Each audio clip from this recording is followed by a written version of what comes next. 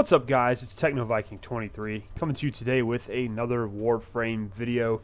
And in this video today, we're going to be taking on the bosses Captain Vor and Lieutenant Lech Kril. Now, this is a dual boss fight on Phobos that can be kind of overwhelming for newer players, especially if you haven't encountered this kind of thing before, because both of these bosses do have their own mechanics, and you do end up fighting them at the exact same time. So it's kind of neat. You can solo these guys. I've done it before, but it's much easier if you bring along a friend or two or use the matchmaking for this mission.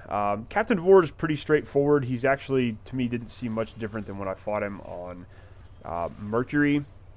And he's kind of like, just keep shooting him. Just wear him down. He's eventually going to die, and you'll beat him pretty quickly. And you're able to kite these bosses away from each other if you work pretty hard in the game. You'll be able to pull them away and focus on one or the other at once, or there's even a room in the back that you can kind of pull these guys into to fight them individually, or both at the same time if you want to focus on them. Captain Vor, though, is kind of funny to me. He's almost a little bit of a pushover in Warframe. It's kind of a joke like Harbinger was in Mass Effect 2, where you have to continually fight him over and over again, and he just gets smacked down every single time. You fight Captain Vor in the intro quest, you fight him on Mercury, you fight him again here on Phobos, and you'll actually fight him again later on in the Void when he becomes corrupted, and he's really not that difficult there either. So it's kind of funny to to have to keep fighting him over and over and over again. But either way, you're going to be fighting Captain Vor and then also Lieutenant Lech Kril, who is a lot tougher than Vor. He's this big hulking boss with this massive hammer that he tries to smash you with.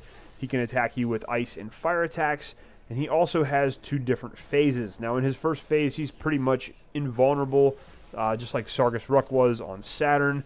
You're going to have to shoot the little backpack on his back in order to bust loose the coolant system that he's wearing before you can actually damage him. Now, he has 4 pipes on this coolant system that you'll have to target. They can be kind of difficult to hit at first, which is why I said it's very good if you bring a friend along with you, because they can distract him. You can get behind him and shoot the little pipes off of his back. Once you bust all 4 of those pipes off of his back, then he will go into phase 2, where you can damage him anytime, but he does throw a lot of fire at you.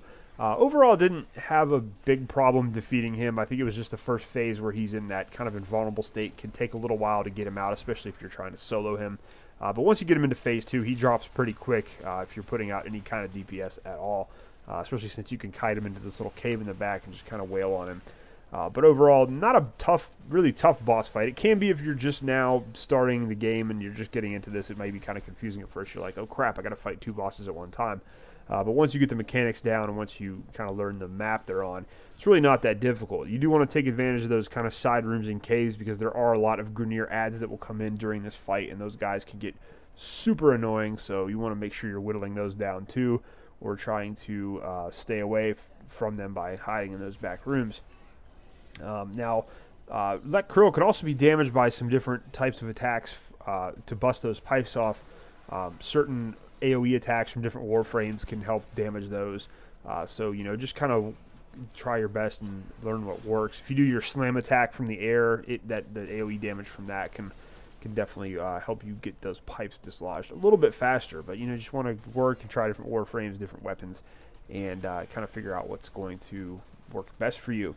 Now, you definitely want to farm these bosses, and the main reason is they drop the components for Trinity. Now, Trinity is one of the better Warframes in the game. If you go back to some of my early videos, you'll see actually she was one of the Warframes I actually did buy with Platinum when I got a coupon from the Lotus for Platinum discount in the store. I had enough Platinum to actually purchase Trinity when I think she was like 50% off. So she's one of the better Warframes in the game. I know she's got some recent reworks some people aren't happy about, but she has some really good healing abilities, some great team-based abilities, and she's one of my favorite Warframes, a Warframe I've used quite a bit, and she's very valuable in the in-game.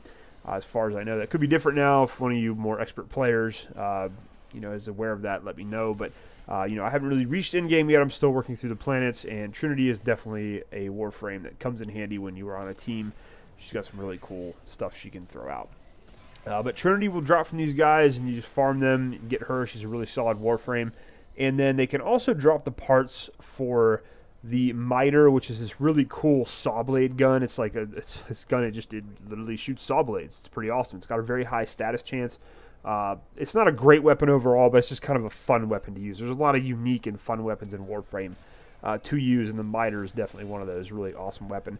There's also the twin gremlins, which are kind of like machine pistols, and those are also very good. And then you also get the Europa nav segment from these guys to open up another planet to continue on playing through Warframe. But overall, not a terribly difficult boss fight. As I said, you definitely want to do this one because, you know, as I said, it's worth it to get those Trinity parts. So, hope you guys have enjoyed this little video here. If you have any tips or tricks, of course, to add for when you fight these guys, feel free to put those down below. And hope you guys are enjoying your weekend. I hope you guys are having a great day. Thanks as always for watching, and I'll see you again next time.